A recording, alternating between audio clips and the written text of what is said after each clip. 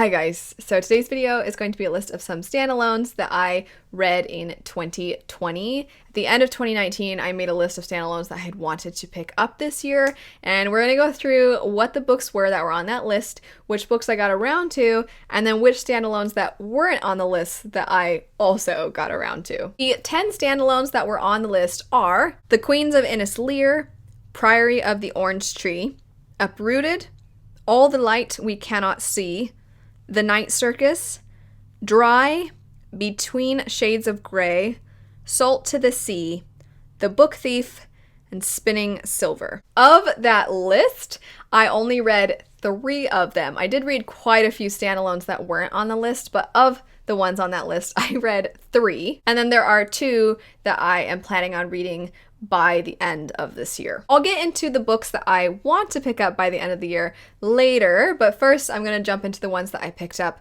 that were not on the list. Those would be Between the World and Me, Slay, The Downstairs Girl, The Shadows Between Us, The Nameless Queen, The Kingdom of Back, Geekerella, and Sword of Kaigen. Now onto the books that I'm still planning on reading before the end of 2020, which is probably a little bit ambitious, but one of them I have already started, and that would be Elantris. I took a little break from it because I read Rhythm of War, and I was like, that's a lot of Sanderson. I think I need just a sec. So I have already started it. I am a decent way through it. It is a reread for me as well, but I put that one down. I definitely plan on having it finished though very soon. I've also already started The Nightingale, so I'm reading those 2 currently. So that one, those 2 should definitely be done before the end of 2020. The rest are the ones that I'm like, we'll see. Those particular ones from my original list from 2019, and then that I just happen to want to pick up this year also would be Priory of the Orange Tree,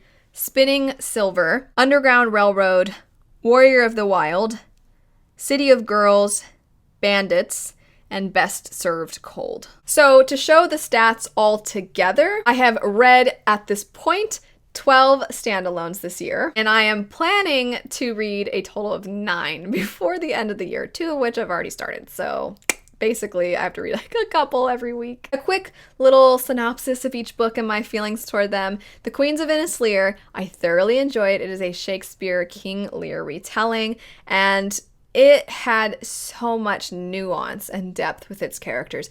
But when I talk about this book, I always have to let people know that it's super boring. Not a ton happens, and it's a lot of characters just being like pining and thinking and wanting. It's a very character-driven story with a lot of familial drama, but I thought it was super beautifully written. More flowery than I usually like, but I thought it was written really well. And I really enjoyed learning about these characters and their mess of a family. I did not care for Uprooted.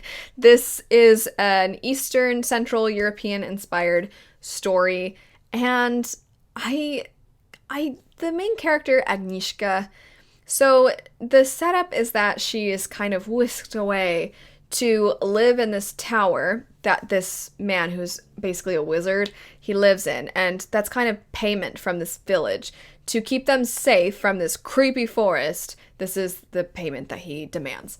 And it's just, it's a very meandering book, which I don't always hate. I like really character-driven stories, but if I'm not really liking your character, if I'm not really connecting with your character, and it's meandering. I mean, the setup originally, I thought it was going to be Agnieszka in the tower with this man, and then it turns into so many other things. But the creepy forest was genuinely very creepy. I think this book really honestly is more about the atmosphere that it creates, of which it does that very, very well. But Agnieszka kind of drove me crazy, and it wasn't my favorite. But I'm still very excited for Spinning Silver. I've heard even if you don't care for Uprooted, that Spinning Silver is great. Sadly, I did not care for All the Light We Cannot See. I have a very complicated set of feelings for this book because I thought it was extremely powerful and very moving and so heavy and beautiful, and I think the author was able to bring the characters to life so incredibly well. It's a World War II story, and it follows two main point of views. We have a character who is serving the Germans, and then we have a young French girl who is blind. My reason for not absolutely loving this book has to do with what I consider as almost a magical realism element to it, because there's this diamond in the book, and I think that the diamond represents a lot of themes, but I kind of just wanted a normal historical fiction story, and so this particular thing tied in, I just didn't really love it. I felt like it was either its meaning way over my head or way too on the nose. And I think it was actually, for my preferences, a little too on the nose, and I'm like, I don't need this here. And I don't feel like it actually enhanced the themes. In fact, I feel like it kind of brought them to the front a little bit more than I wanted. But it was very beautifully told, and I feel like I don't really say that books are objectively good or bad, but I feel like if I did, I would say that this one was objectively good. I just didn't really love everything about it. Between the World and Me is a memoir by Ta-Nehisi Coates, and it talks about his experiences as a Black man living in America. It is extremely raw and honest, and I think that writing is stunning, so powerful, beautifully told, a very hard book to read. I think anytime a person is willing to be that open about their experiences and their thoughts during certain events in their life, a lot of us like to pretend that we are much better people and that we don't also have some darker thoughts, or that we are better than other people and that we couldn't possibly have the feelings that we do when certain things happen.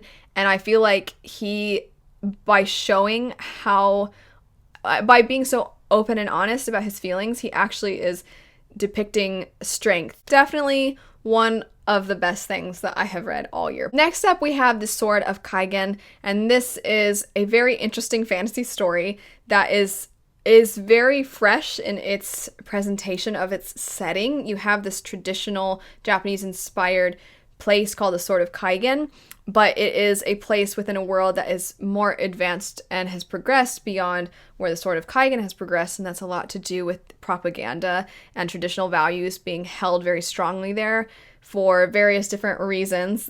And the world building is really interesting, and to see a fantasy world that also has a lot of technology, like they make references to video games and TVs and things like that, I wasn't quite expecting, especially because the magic system and the fighting and everything has a lot to do with elemental magic and swords and things like that.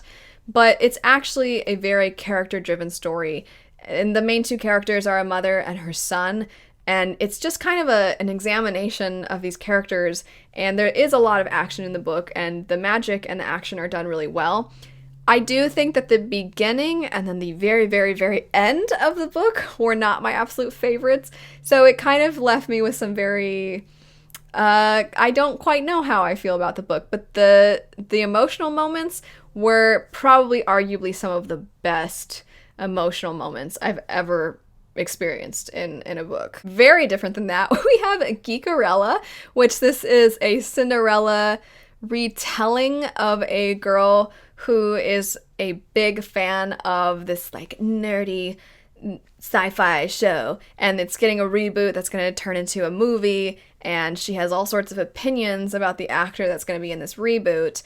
And then this actor is going through his own situation, and somehow they end up, I don't want to say how, but they end up communicating with each other, not realizing who the other person is, and it's kind of like a little love story, and it was super cute and really silly, but it actually had a surprising amount of depth too, because the main character, like, part of her love for the show is how much it meant to her mom and her dad, who are both dead, and so that was kind of sad, and her stepmom sucks in typical Cinderella fashion, and it was cute. I wasn't expecting some of the sadder family drama stuff, but yeah, it was, if you're in the mood for a contemporary that really embraces fandom culture, I think you'll really like this one. Slay is another contemporary one that I read, and it is about a girl who has developed a video game for primarily people to really love and embrace Black culture throughout the entire world. And this has just been kind of this safe space for her to enjoy this geeky thing. So these two, I feel like, have some similarities, these two books. But something happens in real life as a result of some arguments about the game. And this violence that occurs in real life ends up getting all over the news. And it kind of ends up creating a lot of commentary on race in America. And our main character, while she is one viewpoint for this whole thing, you also get other perspectives throughout the world, which I think created a lot more nuance than if we had just had this one character, because you're seeing so many different perspectives on such a difficult topic. And it was actually, I think, done really well, while also embracing the fun that you have with video games. The Downstairs Girl follows a girl in America, and it's a time period when women don't really have a lot of say. They don't really have a lot of power in their own lives. And on top of that, our main character is an Asian immigrant. She's not an immigrant. Her family, they were immigrants, but she was born in America. So America is her home, but she is constantly seen as other. And she finds that she cares very much about the women's rights while also caring about Black people's rights. And it's really interesting. Well, it's not interesting, it's terrible. But you also see that some of the women who are fighting for women's rights don't want minorities joining them in their fight because they think less of the minorities, and the hypocrisy is ridiculous and stupid. But also it's historical fiction, so it's depicting a lot of how people were really stupid back in the day. Still, people are stupid. But I thought that the story was really sweet. I mean, our main character is very clever, and she has found a way to vocalize her progressive thoughts while also kind of remaining anonymous. And I thought that the way that it was executed was very clever and very cute. And there's like a little bit of a romantic subplot that's also really cute. So I thought it was both cute while also presenting some really heavy things. The next book, The Shadows Between Us, is not cute.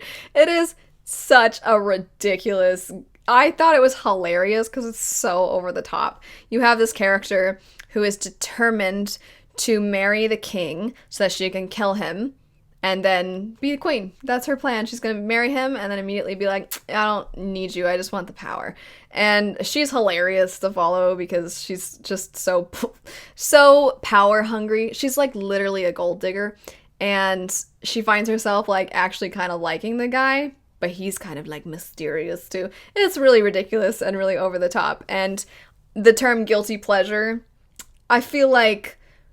I think everybody knows what we mean when we say guilty pleasure, and this book, I feel like, fits the feel you get from that term. I will admit this next one I read very early in the year. That would be The Nameless Queen.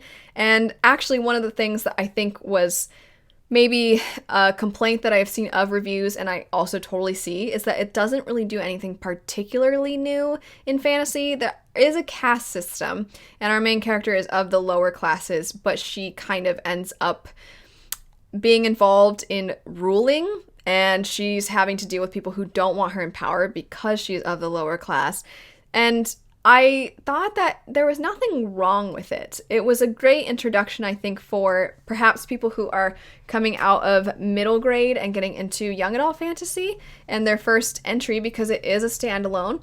And also there's no romance in this book, and it kind of has more of a friendship development in it, as well as having a hero that you can kind of root for and everything. So I think it is very reminiscent of older YA fantasy. I think it has a little bit more innocence to it. So while I did enjoy it, because it's not the most new thing, it's not particularly original and therefore not the most memorable, but I did like it. And then last on the list, one of my favorite books this year was The Kingdom of Back by Marie Lu. This one is not going to appeal to everyone. I'm usually not a fan of magical realism, and that is what I would categorize this as.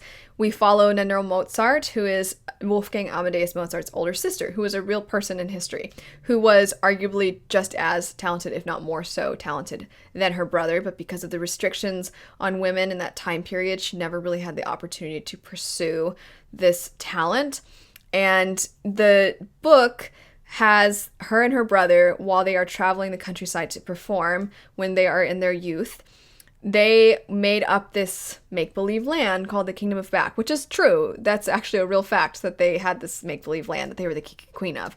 And Marie Lude took that concept and then she actually made a Narnia-esque kind of thing where they go into that world and it's kind of very dark, fae inspired. It starts out being very whimsical and somewhat innocent, and then as the story progresses, it becomes very dark and kind of sinister.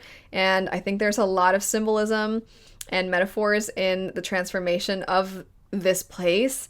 And it's actually really heartbreaking if it is interpreted the way I interpreted it. I found it very moving and heartbreaking. But because it is so interesting and different and bizarre, you may not interpret it the same way. But either way, I think the writing is exceptional, and I think that the story is beautiful, but also so, so tragic. If you'd like to see any individual reviews for any of the books that I mentioned, I will have them linked down below. But anyway, thanks so much for watching. Let me know some standalones that you picked up this year. What were your thoughts on them? Have a lovely rest of your day, and I'll see you all later. Bye.